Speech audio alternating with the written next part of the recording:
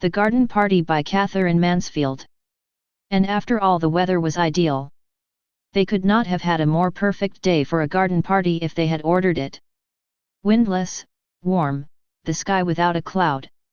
Only the blue was veiled with a haze of light gold, as it is sometimes in early summer. The gardener had been up since dawn, mowing the lawns and sweeping them, until the grass and the dark flat rosettes where the daisy plants had been seemed to shine. As for the roses, you could not help feeling they understood that roses are the only flowers that impress people at garden parties, the only flowers that everybody is certain of knowing. Hundreds, yes, literally hundreds, had come out in a single night. The green bushes bowed down as though they had been visited by archangels.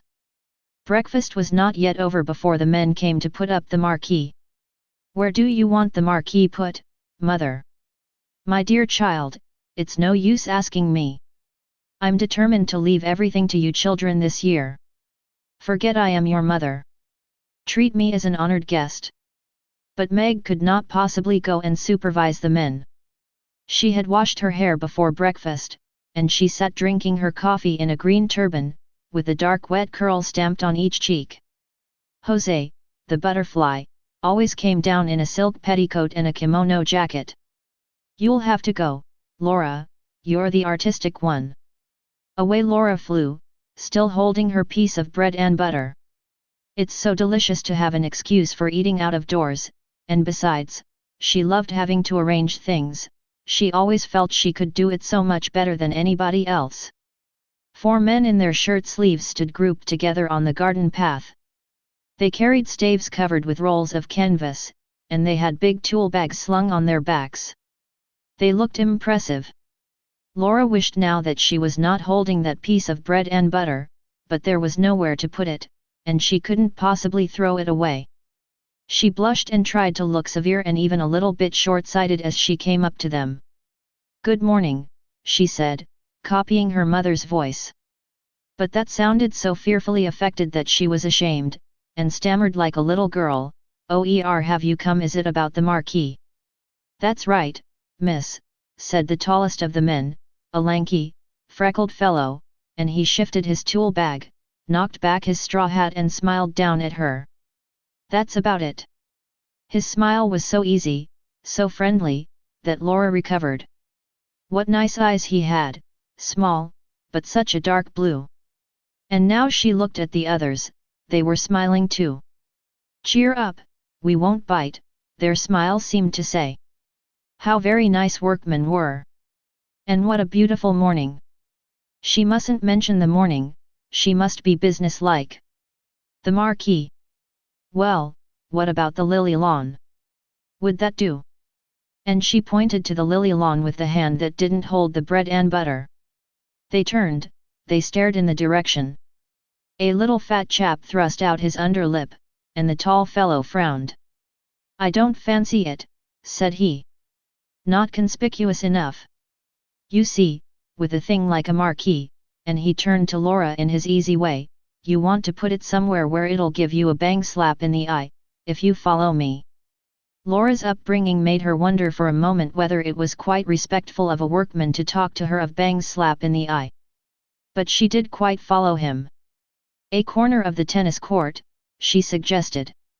"But the band's going to be in one corner." "Going to have a band, are you?" said another of the workmen. He was pale. He had a haggard look as his dark eyes scanned the tennis court. What was he thinking? "Only a very small band," said Laura gently. Perhaps he wouldn't mind so much if the band was quite small. But the tall fellow interrupted. "Look here, miss, that's the place. Against those trees. Over there. That'll do fine. Against the caracas. Then the caraca trees would be hidden. And they were so lovely, with their broad, gleaming leaves, and their clusters of yellow fruit. They were like trees you imagined growing on a desert island, proud, solitary, lifting their leaves and fruits to the sun in a kind of silent splendor. Must they be hidden by a marquee? They must. Already the men had shouldered their staves and were making for the place. Only the tall fellow was left. He bent down, pinched a sprig of lavender, put his thumb and forefinger to his nose and snuffed up the smell. When Laura saw that gesture, she forgot all about the Caracas in her wonder at him caring for things like that, caring for the smell of lavender. How many men that she knew would have done such a thing? Oh, how extraordinarily nice workmen were, she thought. Why couldn't she have workmen for her friends rather than the silly boys she danced with and who came to Sunday night supper? She would get on much better with men like these. It's all the fault, she decided, as the tall fellow drew something on the back of an envelope, something that was to be looped up or left to hang, of these absurd class distinctions. Well, for her part, she didn't feel them. Not a bit, not an atom. And now there came the chock-chock of wooden hammers. Someone whistled, someone sang out, "Are you right there, matey? Matey." The friendliness of it, the just to prove how happy she was, just to show the tall fellow how at home she felt, and how she despised stupid conventions. Laura took a big bite of her bread and butter as she stared at the little drawing. She felt just like a work girl. "Laura, Laura, where are you?" "Telephone, Laura," a voice cried from the house. "Coming." Away she schemed, over the lawn, up the path, up the steps, across the veranda, and into the porch. In the hall her father and Laurie were brushing their hats ready to go to the office. "I say, Laura," said Laurie very fast, "you might just give a squiz at my coat before this afternoon. See if it wants pressing." "I will," said she. Suddenly she couldn't stop herself. She ran at Laurie and gave him a small, quick squeeze. "Oh, I do love parties, don't you?" gasped Laura. "Rather," said Laurie's warm, boyish voice, and he squeezed his sister too, and gave her a gentle push. "Dash off to the telephone, old girl." "The telephone?" "Yes, yes, oh yes." "Kitty? Good morning, dear. Come to lunch? Do, dear." "Delighted, of course. It will only be a very scratch meal, just the sandwich crusts and broken meringue shells and what's left over." "Yes, isn't it a perfect morning? You're white? Oh, I certainly should. One moment, hold the line. Mother's calling." And Laura sat back.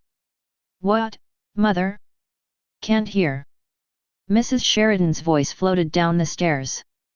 "Tell her to wear that sweet hat she had on last Sunday.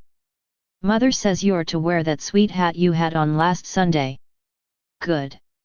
1 o'clock. Bye-bye." Laura put back the receiver, flung her arms over her head, took a deep breath, stretched and let them fall. "Hey," she sighed, and the moment after the sigh she sat up quickly. She was still, listening. All the doors in the house seemed to be open. The house was alive with soft, quick steps and running voices. The green baize door that led to the kitchen regions swung open and shut with a muffled thud. And now there came a long, chuckling absurd sound. It was the heavy piano being moved on its stiff casters. But the air. If you stopped to notice, was the air always like this? Little faint whines were playing chase in at the tops of the windows, out at the doors. And there were 2 tiny spots of sun, one on the inkpot, one on a silver photograph frame, playing too. Darling little spots. Especially the one on the inkpot lid. It was quite warm. A warm little silver star. She could have kissed it. The front door bell pealed, and there sounded the rustle of Sadie's print skirt on the stairs. A man's voice murmured. Sadie answered, careless, "I'm sure I don't know. Wait. I'll ask Mrs. Sheridan." "What is it, Sadie?" Laura came into the hall. "It's the florist, Miss Laura." It was, indeed. There, just inside the door, stood a wide, shallow tray full of pots of pink lilies. No other kind. Nothing but lilies, canna lilies, big pink flowers, wide open, radiant, almost frighteningly alive on bright crimson stems. "Oh, Sadie," said Laura, and the sound was like a little moan. She crouched down as if to warm herself at that blaze of lilies. She felt they were in her fingers, on her lips, growing in her breast. "It's some mistake," she said faintly. "Nobody ever ordered so many. Sadie, go and find Mother." But at that moment Mrs. Sheridan joined them. "It's quite right," she said calmly. "Yes, I ordered them. Aren't they lovely?" She pressed Laura's arm. "I was passing the shop yesterday, and I saw them in the window. And I suddenly thought for once in my life I shall have enough canna lilies. The garden party will be a good excuse." "But I thought you said you didn't mean to interfere," said Laura. Sadie had gone. The florist's man was still outside at his van. She put her arm round her mother's neck and gently, very gently, she bit her mother's ear. "My darling child, you wouldn't like a logical mother, would you? Don't do that. Here's the man." He carried more lilies still, another whole tray.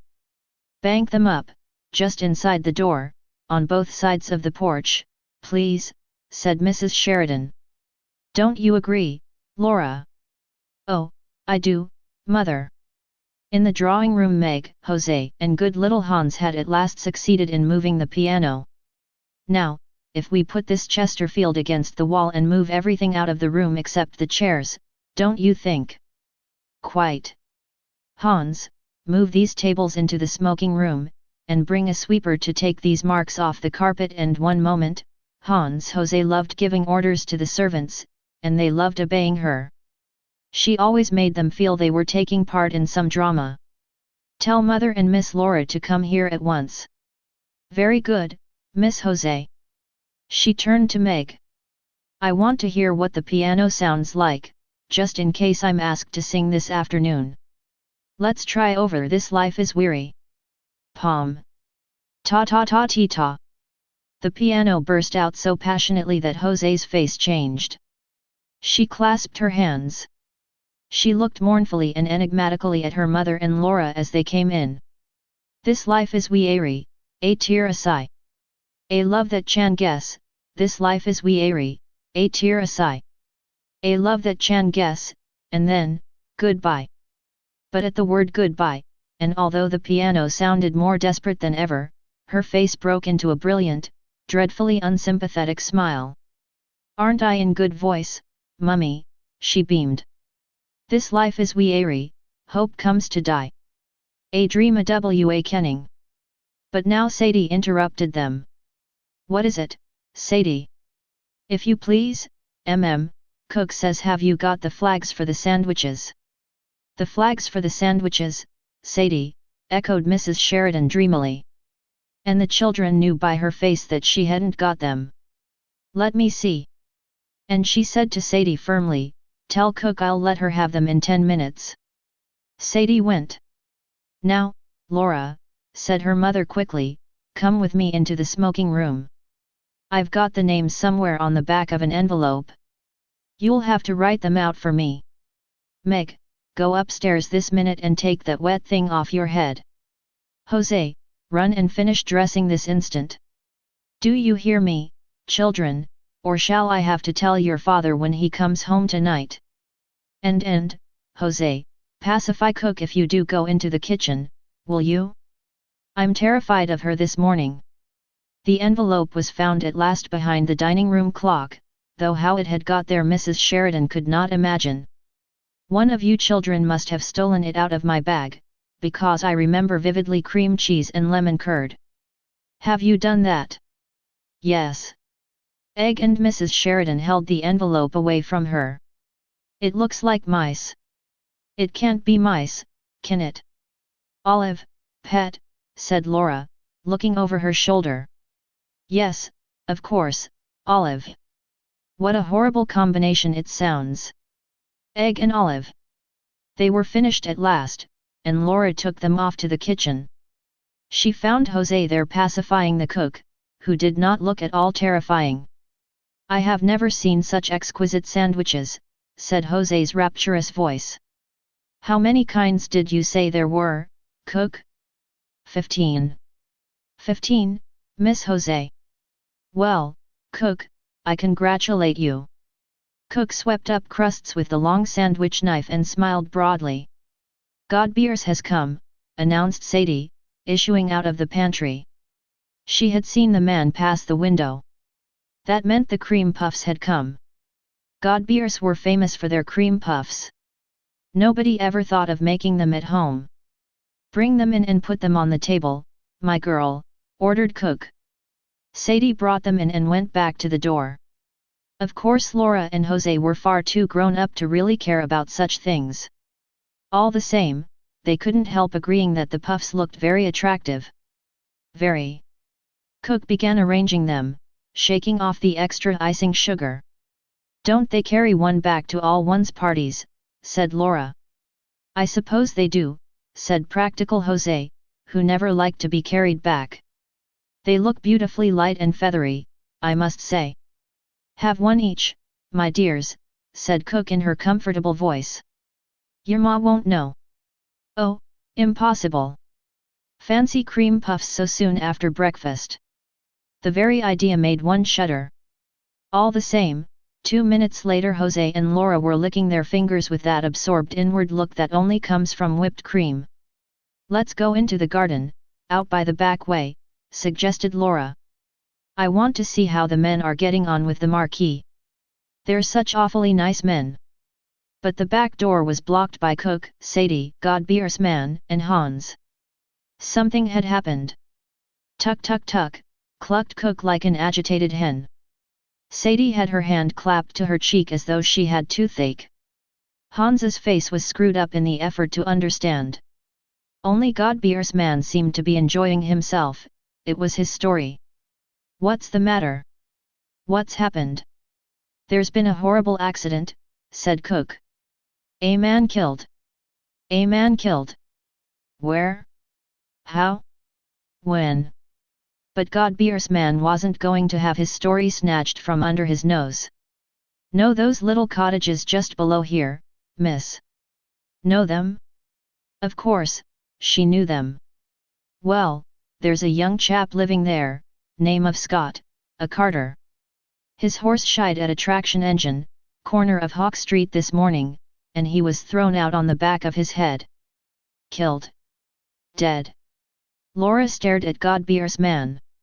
Dead when they picked him up, said Godbeer's man with relish. They were taking the body home as I come up here. And he said to the cook, he's left a wife and 5 little ones. Jose, come here. Laura caught hold of her sister's sleeve and dragged her through the kitchen to the other side of the green baize door. There she paused and leaned against it. Jose, she said, horrified, however are we going to stop everything? Stop everything, Laura, cried Jose in astonishment. What do you mean? Stop the garden party, of course. Why did Jose pretend? But Jose was still more amazed. Stop the garden party? My dear Laura, don't be so absurd. Of course we can't do anything of the kind. Nobody expects us to. Don't be so extravagant.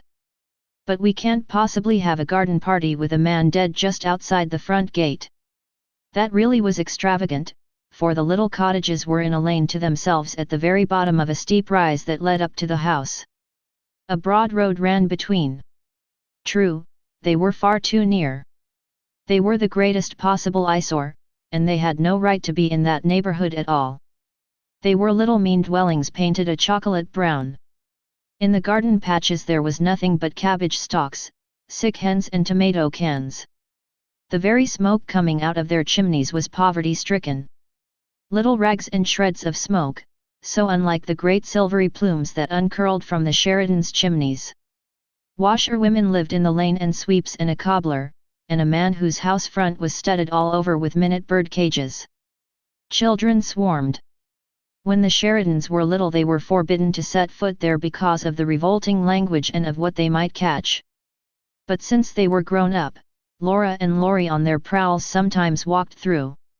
It was disgusting and sordid. They came out with a shudder. But still one must go everywhere, one must see everything. So through they went. And just think of what the band would sound like to that poor woman, said Laura. Oh, Laura. Jose began to be seriously annoyed. If you're going to stop a band playing every time someone has an accident, you'll lead a very strenuous life. I'm every bit as sorry about it as you. I feel just as sympathetic. Her eyes hardened. She looked at her sister just as she used to when they were little and fighting together. You won't bring a drunken workman back to life by being sentimental, she said softly. Drunk? Who said he was drunk? Laura turned furiously on Jose. She said just as they had used to say on those occasions, I'm going straight up to tell Mother. Do, dear, cooed Jose. Mother, can I come into your room? Laura turned the big glass doorknob. Of course, child. Why, what's the matter? What's given you such a color? And Mrs. Sheridan turned round from her dressing table. She was trying on a new hat. Mother, a man's been killed, began Laura. Not in the garden, interrupted her mother. No, no. Oh, what a fright you gave me. Mrs. Sheridan sighed with relief, and took off the big hat and held it on her knees. But listen, Mother, said Laura. Breathless, half choking, she told the dreadful story. Of course, we can't have our party, can we? She pleaded. The band and everybody arriving. They'd hear us, Mother, they're nearly neighbors. To Laura's astonishment, her mother behaved just like Jose. It was harder to bear because she seemed amused. She refused to take Laura seriously. But, dear child, use your common sense. It's only by accident we've heard of it. If someone had died there normally and I can't understand how they keep alive in those poky little holes, we should still be having our party, shouldn't we? Laura had to say yes to that, but she felt it was all wrong. She sat down on her mother's sofa and pinched the cushion frill. Mother, isn't it terribly heartless of us? She asked. Darling. Mrs. Sheridan got up and came over to her, carrying the hat. Before Laura could stop her, she had popped it on. My child, said her mother, the hat is yours. It's made for you.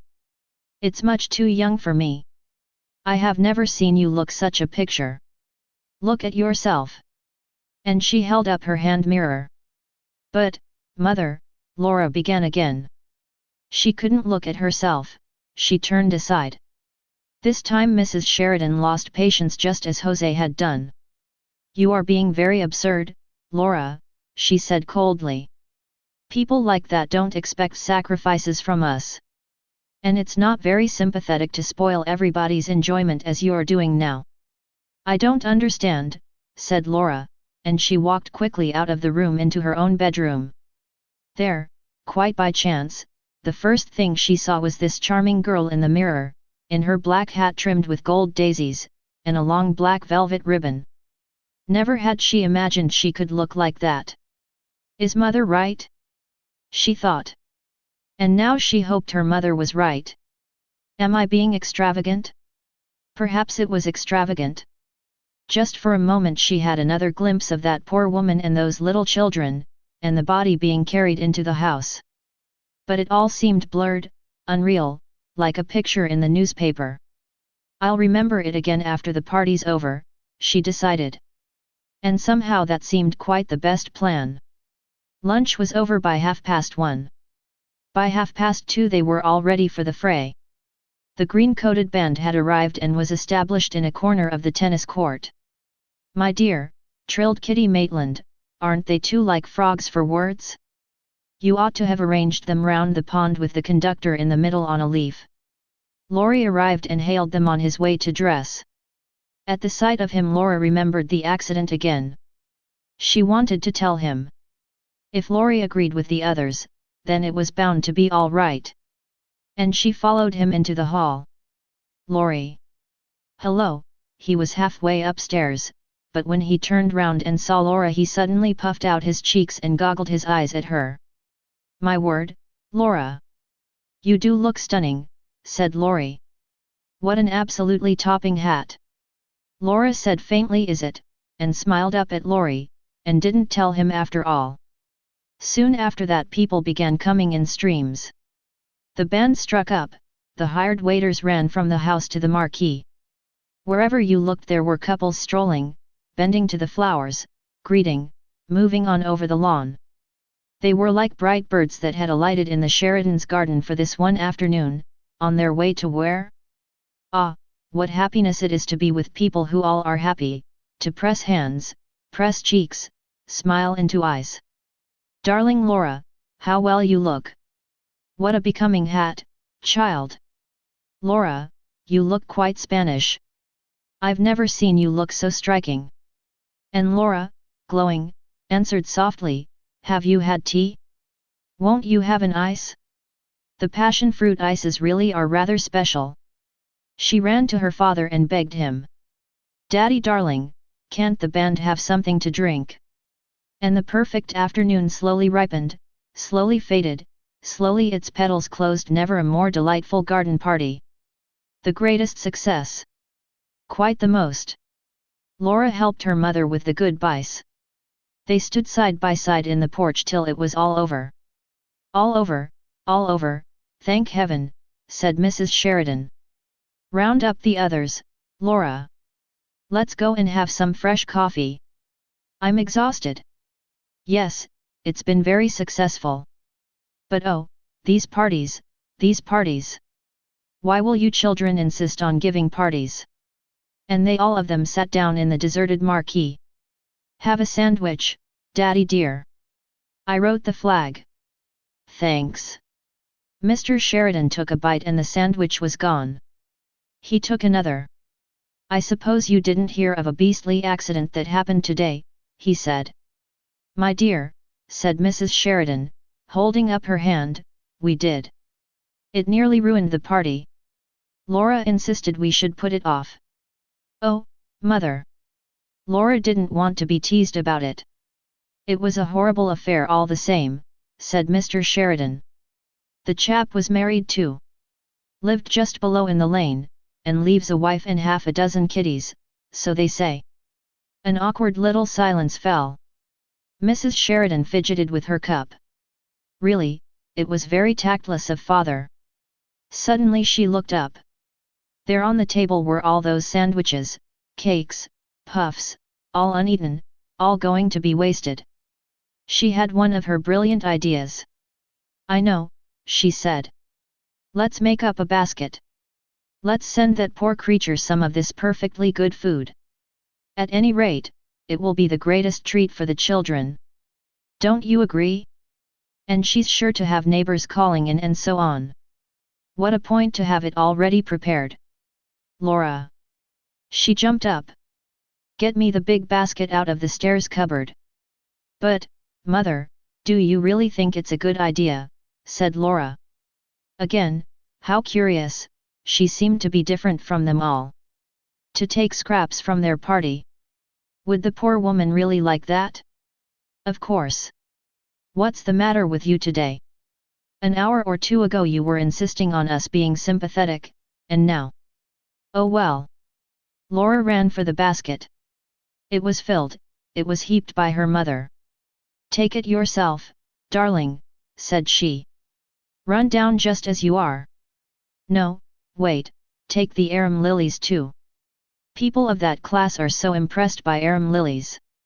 The stems will ruin her lace frock, said practical Jose. So they would. Just in time.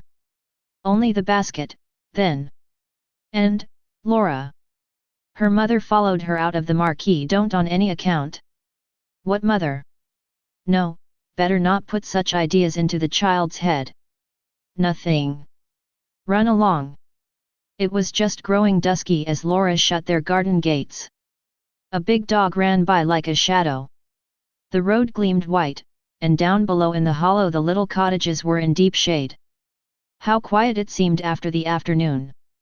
Here she was going down the hill to somewhere where a man lay dead, and she couldn't realize it. Why couldn't she? She stopped a minute. And it seemed to her that kisses, voices, tinkling spoons, laughter, the smell of crushed grass were somehow inside her. She had no room for anything else. How strange! She looked up at the pale sky, and all she thought was, yes, it was the most successful party. Now the broad road was crossed. The lane began, smoky and dark. Women in shawls and men's tweed caps hurried by. Men hung over the palings, the children played in the doorways. A low hum came from the mean little cottages. In some of them there was a flicker of light, and a shadow, crab-like, moved across the window. Laura bent her head and hurried on. She wished now she had put on a coat. How her frock shone! And the big hat with the velvet streamer, if only it was another hat. Were the people looking at her? They must be. It was a mistake to have come, she knew all along it was a mistake. Should she go back even now? No, too late. This was the house. It must be. A dark knot of people stood outside. Beside the gate an old woman with a crutch sat in a chair, watching. She had her feet on a newspaper. The voices stopped as Laura drew near. The group parted. It was as though she was expected, as though they had known she was coming here. Laura was terribly nervous. Tossing the velvet ribbon over her shoulder, she said to a woman standing by, "Is this Mrs. Scott's house?" And the woman, smiling queerly, said, "It is, my lass."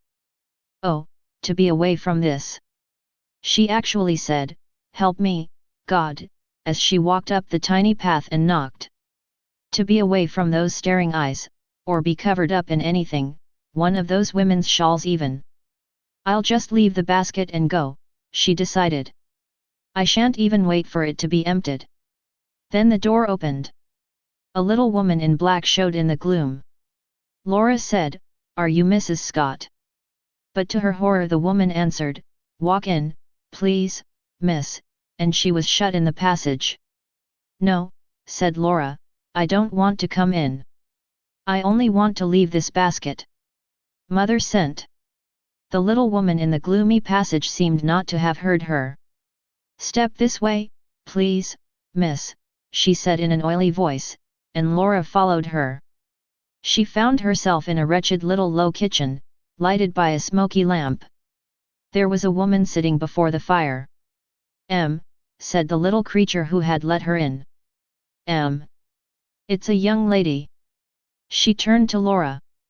She said meaningly, "I'm ER sister, miss. You'll excuse ER, won't you?" "Oh, but of course," said Laura. Please don't disturb her. I only want to leave." But at that moment the woman at the fire turned round.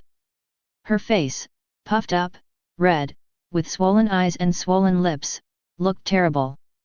She seemed as though she couldn't understand why Laura was there. What did it mean? Why was this stranger standing in the kitchen with a basket? What was it all about? And the poor face puckered up again. "All right, my dear," said the other. "I'll thank the young lady." And again she began, "You'll excuse her, miss, I'm sure," and her face, swollen too, tried an oily smile. Laura only wanted to get out, to get away. She was back in the passage. The door opened. She walked straight through into the bedroom where the dead man was lying. "You'd like a look at him, wouldn't you?" said M's sister, and she brushed past Laura over to the bed. "Don't be afraid, my lass," and now her voice sounded fond and sly, and fondly she drew down the sheet. "E looks a picture. There's nothing to show. Come along, my dear." Laura came. There lay a young man, fast asleep, sleeping so soundly, so deeply, that he was far, far away from them both. Oh, so remote, so peaceful. He was dreaming. Never wake him up again. His head was sunk in the pillow, his eyes were closed, they were blind under the closed eyelids. He was given up to his dream. What did garden parties and baskets and lace frocks matter to him? He was far from all those things. He was wonderful, beautiful. While they were laughing and while the band was playing, this marvel had come to the lane. "Happy, happy, all is well," said that sleeping face. "This is just as it should be. I am content." But all the same you had to cry, and she couldn't go out of the room without saying something to him. Laura gave a loud childish sob. "Forgive my hat," she said. And this time she didn't wait for M's sister. She found her way out of the door, down the path, past all those dark people. At the corner of the lane she met Laurie. He stepped out of the shadow. "Is that you, Laura?" "Yes." Mother was getting anxious. "Was it all right?" "Yes, quite." "Oh, Laurie." She took his arm, she pressed up against him. "I say, you're not crying, are you?" asked her brother. Laura shook her head. She was. Laurie put his arm round her shoulder. "Don't cry," he said in his warm, loving voice. "Was it awful?" "No," sobbed Laura. "It was simply marvelous." "But Laurie," she stopped, she looked at her brother. "Isn't life," she stammered, "isn't life, but what life was she couldn't explain." "No matter." He quite understood. "Isn't it, darling?" said Laurie. The end. The summary of the book, The Garden Party. Katherine Mansfield. Once upon a time, in a tranquil neighborhood, there lived the Sheridan family, preparing for a grand garden party. Young Laura Sheridan was brimming with excitement for the upcoming event, a celebration of abundance and joy. But as the day approached, a somber cloud descended upon their festivities. News arrived of a tragic accident that had claimed the life of a working-class man named Mr. Scott, who lived in a nearby cottage. The contrast between the Sheridans' joyous preparations and this unexpected tragedy left Laura deeply conflicted. She couldn't shake the thought that it seemed inappropriate to revel in such abundance while a grieving family lived just down the road. Her conscience weighed heavily on her, but her family insisted that the party must go on, believing it would be disrespectful to cancel it. As the day of the garden party arrived, Laura's unease lingered. She observed the extravagant affair with a heavy heart, realizing that the world she knew was insulated from the hardships faced by others. The merrymaking seemed frivolous in the face of life's stark realities. In an unexpected turn of events, Laura decided to visit the Scots' cottage to offer her condolences. This visit would change her perspective forever. She met with the grieving family and experienced the profound impact of empathy and compassion. As the garden party drew to a close, Laura couldn't help but carry the weight of her newfound awareness. The laughter and music faded, but the lessons of that day remained etched in her heart. She realized that life was a complex tapestry of joy and sorrow, privilege and need, and it was her duty to navigate it with empathy and grace. The memory of Mr. Scott and the Scott family would forever remind her of the fragile beauty of life and the importance of reaching out to those in need. And so, the garden party ended, but in Laura's heart, a new chapter had just begun, a chapter where compassion and understanding would guide her steps, making her world a richer, more compassionate place. Here are the key learning points from the story The Garden Party by Katherine Mansfield. 1. The contrasts of privilege and suffering. The story highlights the stark contrast between the privileged life of the Sheridan family, who are preparing for a grand garden party, and the suffering of the working-class Scott family, who live nearby.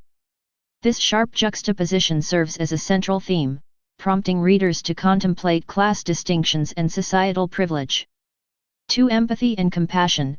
Through Laura's character, the story underscores the importance of empathy and compassion.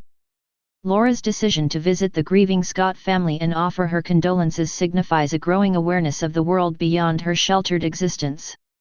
It reminds us of the power of human connection and the need to reach out to those in pain. 3. The complexity of human experience. The Garden Party delves into the complexities of life and human experience. It portrays the coexistence of joy and sorrow, abundance and need, and the ever-present tension between celebration and mourning. This nuanced exploration encourages readers to reflect on the multifaceted nature of existence. 4. The transformative power of understanding. Laura's visit to the Scots' cottage is a turning point in the story. It leads to her personal transformation and a deeper understanding of the world. This transformation highlights the potential for personal growth and enlightenment through empathy and a willingness to confront uncomfortable truths. 5. The fragility of life. The tragic death of Mr. Scott serves as a reminder of the fragility of life. It prompts characters and readers alike to consider the fleeting nature of existence and the unpredictability of fate. 6. The power of symbolism. Throughout the story, various elements, such as the garden and the hat Laura wears, serve as symbols that carry deeper meanings.